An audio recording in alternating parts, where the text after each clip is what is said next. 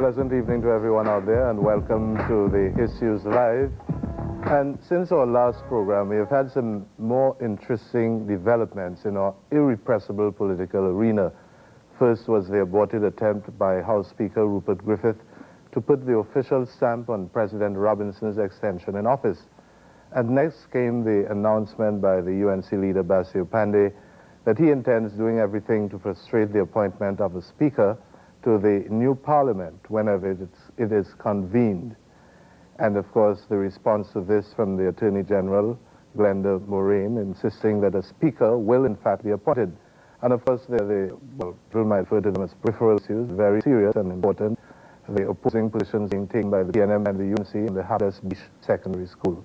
Now, before we get into the discussion, let me introduce the panel this evening. First of all, once more we have the equally irrepressible Percy Ceasay, well-read columnist in the Trinidad Guardian and also a commentator on the politics. He's also a business consultant.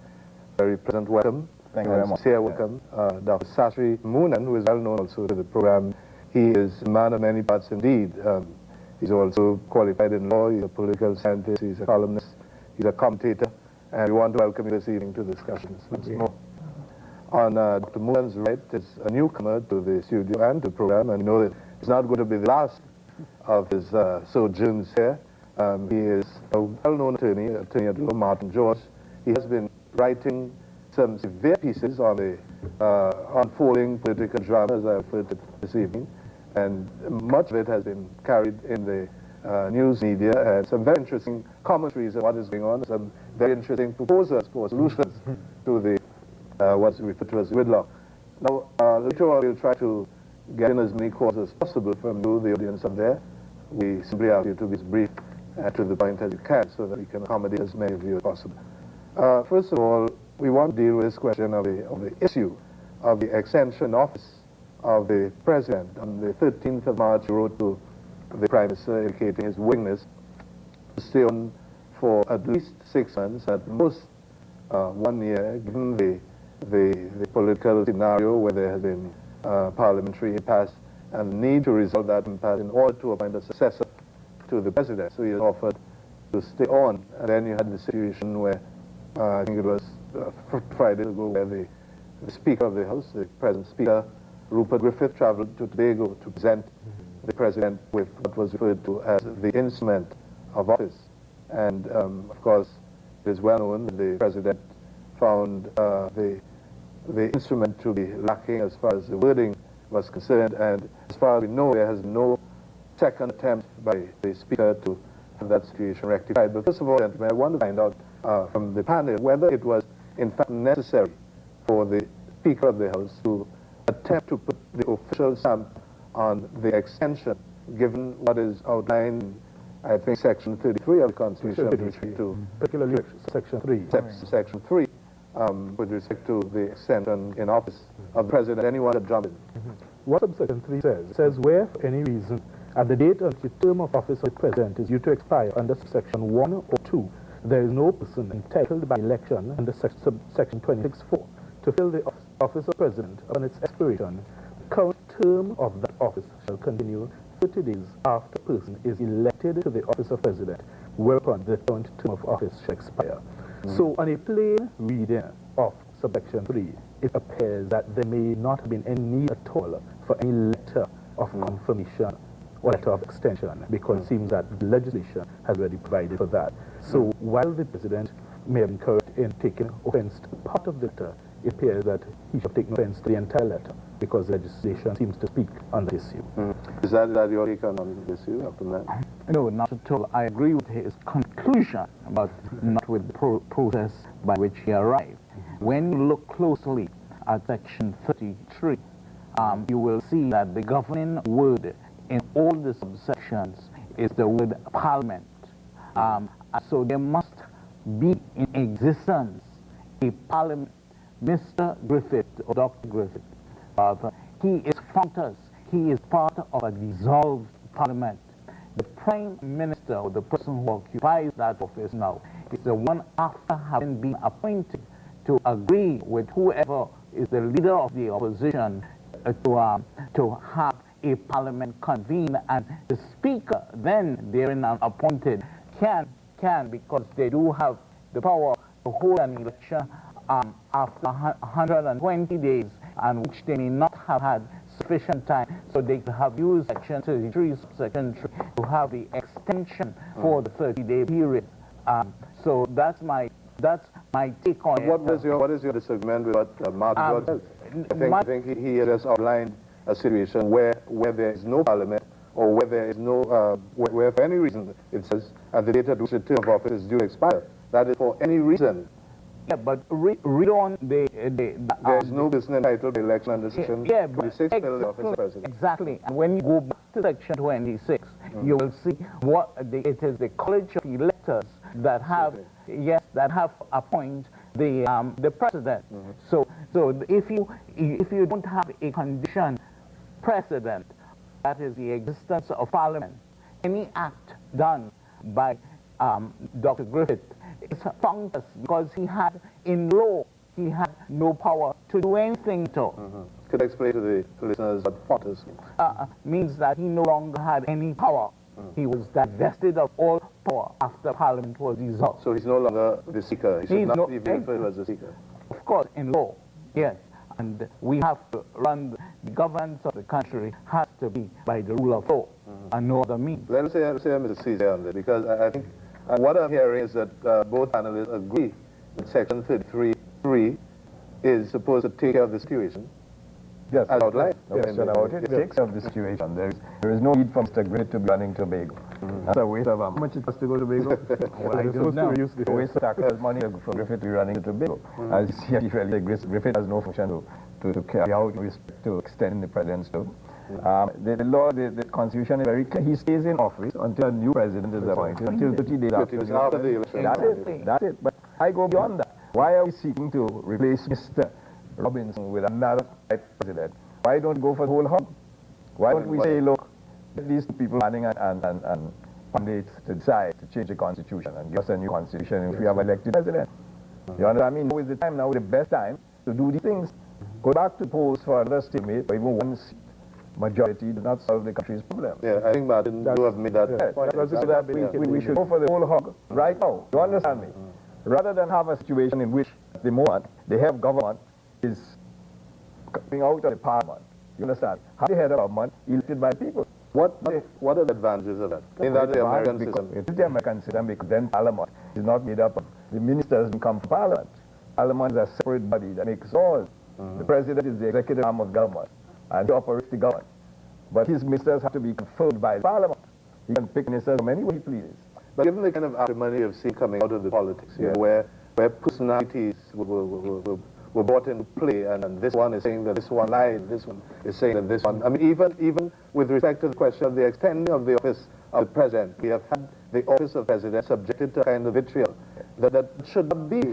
Well, I can't sit here and agree whether it's not possible or not. I can't sit here and say, I agree to continue the present system. No, I'm opposed to that. This is the opportunity to change it. And I must say so. If I continue to say, well, look, man, you know, these two fellas who you can't trust to do anything, we're not going to get anywhere. But every person in Trinidad will things like me. They will have to do it. But there's another point that I think Paul is trying to make. And the thing is, if you examine the way politics operates today in Trinidad and Tobago, we really don't have representative members. Basically, each member of parliament on each side just simply has a toe party line. Nobody really stands up to the leader and says, look, I don't agree with this or I don't agree with that. Basically, you just toe line, you do as the leader says, and that's not good for Trinidad and Tobago. Sycophant politics. Exactly. Yes. Because at the end of the day, you end with two men basically doing as they wish. What we call asking government. I mean, that's what it is. I will choose nice. No, but what's not nice about that? The fact we have faced it.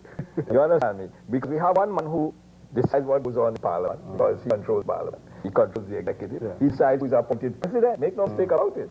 You understand me? So that he controls the whole couple.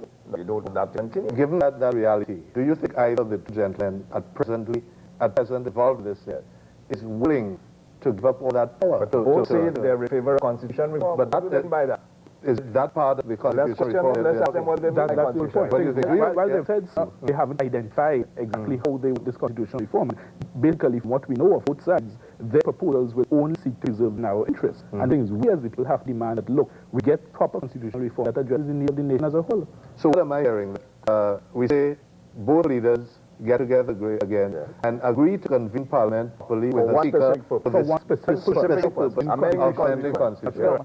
Subject to one limitation. What's that? That is, and this may, I'm being very frank and brutal about this, that means that the present president ought to have made a decision in conformity with the will of the people. And the 1818 situation, he should have looked very closely at the law, and he should have tried to reconcile the Interpretation Act, section, chapter 301, section 45 of that act, with his powers under section 76, subsection 4 of the Constitution, and he should have appointed in accordance with law, not on the basis of the reciter, the incumbent, whoever was the incumbent at that time, to form a government. But given the reality, I mean, given the reality of the situation, we have a government office. Government office is a legitimate government. That's right. That's why I disagree with Dr. Munand, because point is, I would say that it is a legal government, but it is illegitimate because it does not have the conformity in accordance with the will of the people. Okay, but point is, section 764 does not speak of that, and you see, that is we need to be That's why you have to look very closely at the rules of construction under the Interpretation Act. Yeah, but you can have differences of opinion over that. You can have 6, 7 differences of opinion as to what. And the thing, there's nothing that we have seen that shows that at the basis of it is a moral issue. Yes, exactly. Not only a moral issue, it's a critical issue as to where the country goes from here. Exactly. But the will of the people. we have climbed several hurdles since that has happened. exactly. We have It's to water move under the on. bridge. That's right. What do we do now to move on and get the country Let us settled? examine these two men. They both may be facing the end of the political career for one reason or the other. One, if Mr. Pandey loses the next election, his political career is finished. If Mr. Manning loses the next election, his political career is finished. Therefore, it is critical for both of them, you understand, to be elected. So that is far more important than talking new constitution. This is a real problem, because they face a personal dilemma that their political career would end immediately on another election, depending on losing. So that they are on equal strength. And from that point, Equal witness. The PNM needs time and the UNC needs a free time. So that's what we have facing here. You understand? But the question arises, this is a sterling opportunity for the country to move out of this system that they've been using over and over again, creating a partisan relationship between the leader and one side of the country, the other leader and the other side of the country. But if a priori, logically, I agree with you, how do we get there? Get They are the people who must do it. Are we talking about going back around the table and talking with that objective in mind? Exactly. With that objective That and particular objective in mind. The objective of Constitutional constitutional reform. reform. And I think there are many alternative, many models we can look at. You know, if, for instance, you look at the question of how they did in Fiji, they have come up with some creative ways to deal with it. Okay, we can look at some other models which have come from countries like France, where they have 2 sets of elections. So it is, if we appoint a team of constitutional, legislative, judges and experts, they can come up with 3 or 4 different constructs that we can look at, that we the people can appraise and assess and determine whether we want that, indicate, look, this is what we want to go with, and call upon the leaders that, yes, this is what you have to do. Because, as Percy said quite rightly, and this is a point I've been making in my columns, we need to look at the scenario. If an election is called, is there any proof, any study to show that it would come out anything other than 1818 or 1917 at best, which still isn't very workable? So we need to look beyond that, and this, instead of being a crisis, must be seen as an opportunity for the nation. I want to supplement that point, but we can agree with the countries. But Nigeria is an excellent example where I have first-hand experience where it is working. What is the thing? Where Parliament is working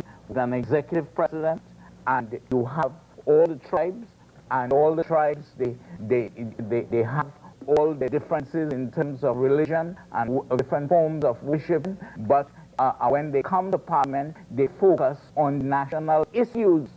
Yeah? You have in Trinidad and Tobago. I will ask the question: what issues do they really operate under? You know, What happens to party politics in the scenario you're talking about? Remember, to give every person, when you talk about electing a president, it means you're not electing a political party, you're electing someone. Anybody in Trinidad and Tobago could decide, well, I am going up and elect as president. Motley could have a chance, could Pandey, so could Manning, so could everybody. Understand me? But in my scenario, they must get 55% of the vote. Therefore, they can't depend on any particular race to get 55%. They must get 55%. So that they have to have a broad spectrum in order to do it. And that will rid of the racial voting. You cannot continue to extract the executive out of parliament. That is an old dead pattern that perhaps the British want to hold on to. Let them hold on to. You understand? But must elect. You understand me? The executive. Gentlemen, if that scenario does not play out in this present situation, and you have the situation where we're going back to Parliament, and the PNM is going to try to convene the Parliament and to elect a speaker. In fact, what I'm hearing from the PNM, particularly from the Attorney General, is that a speaker is going to be appointed. How is that going to take place? He's going to bring one. I imagine she must have a crystal ball which tells that. Not on the present constitution. It's going to be tricky.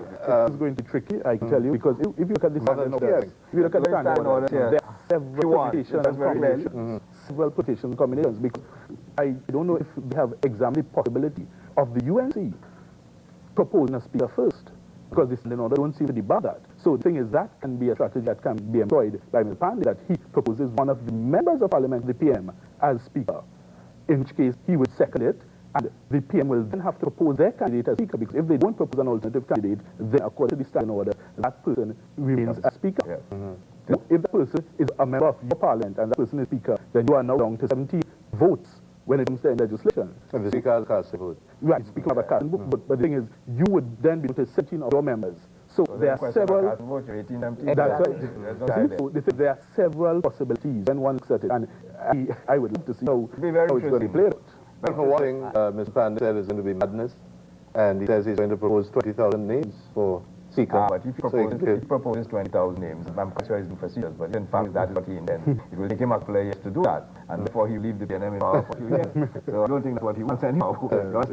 No, I think what Mr. Mann ought to do is to appoint someone who is acceptable to the UNC and get the speaker in office. You understand? But then you have control of the agenda in Parliament, and you will only bring to Parliament items in which the opposing party must support. You understand? Unless they move a motion of confidence in the government, which wouldn't fly anyhow, because you still have the equality. But you see, at the end of it, it's not a practical thing, because I think part of Mr. Pandey's strategy is to frustrate the election of a speaker so as to force the country back to the polls, and I mean, that has been his stated objective. So even if you find a speaker whom they have no objection, because that's easy, that's easy. The difficult thing, where do you from there? But let's go a little further. Let's say a speaker is appointed by some permutation. Then it means that the present government cannot go beyond possibly October the latest in office, because Parliament only have to meet once.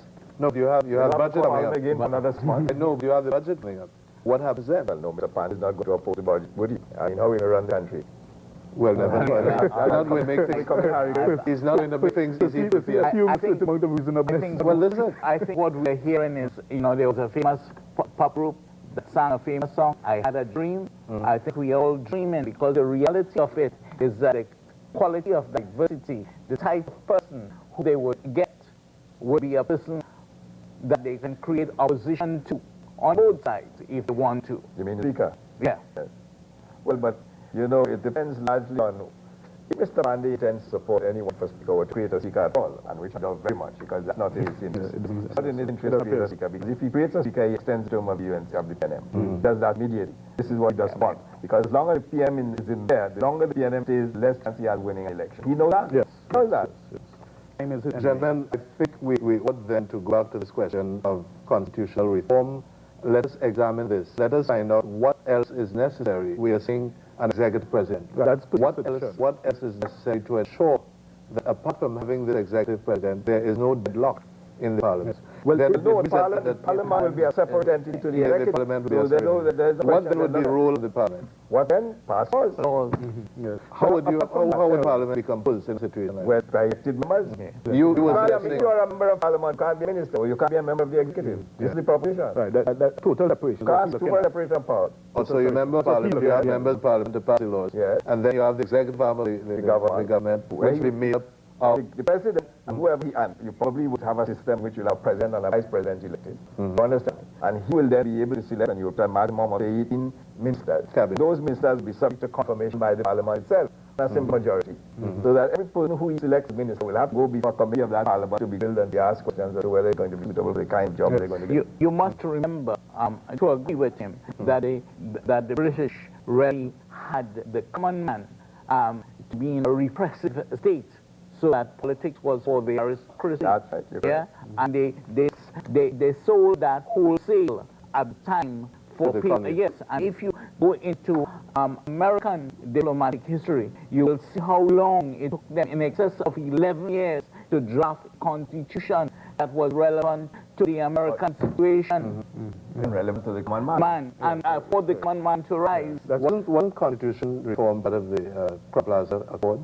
Well, Was that not? Well, I mean, it was written in there, but it was written. that's that Trump Well, I mean, agreement. no, I'm talking about. But they had it over. Yeah, they both- So it's running they by both hand. They haven't said and what kind. give the necessary I want kind of constitution. I want for training to be. I have the whole scenario. How many members in parliament? I have the whole thing. If I have that one, I will put it into existence tomorrow morning and run all these letters out town. Yes. Believe me. Apart from the executive president, there are other options we can look at. And the thing is, at the end of the day, we need to put the whole scenario forward on the table and let us as a country decide. For instance, we can look back, if we look back at the Constitution Commission, the 1987 Constitution Commission and 1972 Wooden Commission.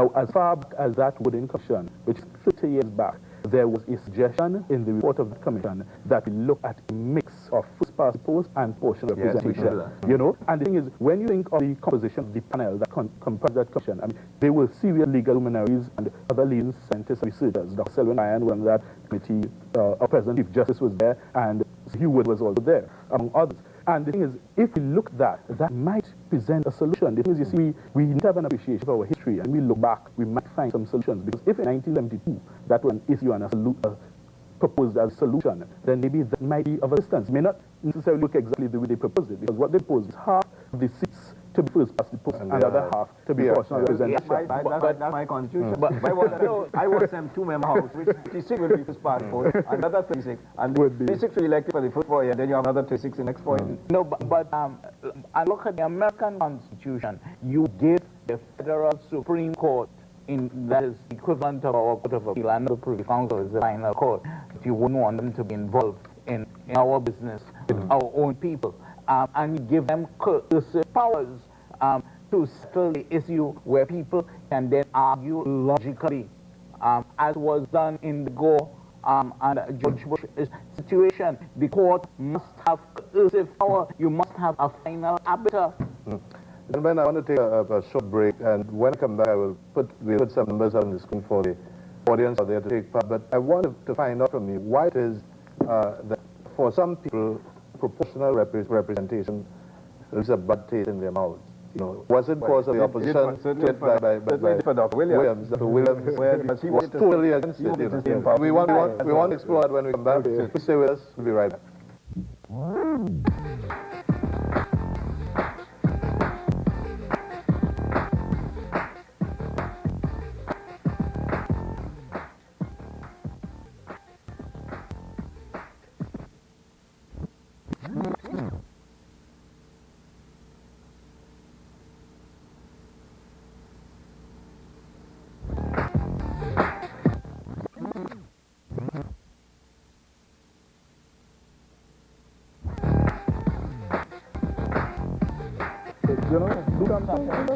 Well, welcome back to the Issue Live. And before we go to that question about proportional representation and the way people seem to shun it, we have a caller on the line from Port of Spain. Hello. Good evening. Yes. Good evening to the panel. Good evening. And we have two commissions. We had the Wood Commission and we had the High Valley Commission. I remember as well that when Mr. Wood brought the commission, Dr. Williams took a turn on him. And Dr. Williams wanted to create communal representation with proportional representation. As Mr. Tisa has rightly said, Mr. Dr. Williams wants to rule. But Mr. Tisa has a program on a radio station in which he is talking about American Constitution, because the judge didn't see a magic one. He will put that immediately in effect. But we have to look at our history. And if we have that before, we can read the week, we can put it both commission report, voting and time, and then get something and fill out station. Both Mr. Pandey and Mr. Manning, as Cesar say, Mr. Manning and Mr. Pandey elect the speaker for one specific purpose. of constitutional reform. And also that as Mr. Robinson is going to be up his ears now, that now is the good time that we, with this term period, we look at constitutional reform and switch on executive president. Thank you. Okay, thank you very much. Before we respond to this. Either within or higher propose an executive president. No. They made the proposal separate parliament. Yeah, this is They something wanted completely to tinker with a bit with the PR, PR system and PR thing. They never really, if they had in fact made that kind of recommendation, it was backed by the public. We have in hard press to propose it. Yes. We have a call from Barry. Welcome. Good evening. Gentlemen, Yes, good evening. I just want to make one point. I wanted to, Mr. Pandey had a very good teacher. The name of the affair with him. Thank you. Have a night. That's a very good. Had a good teacher. Yeah, good teacher. I mean, I'm flattered, you know.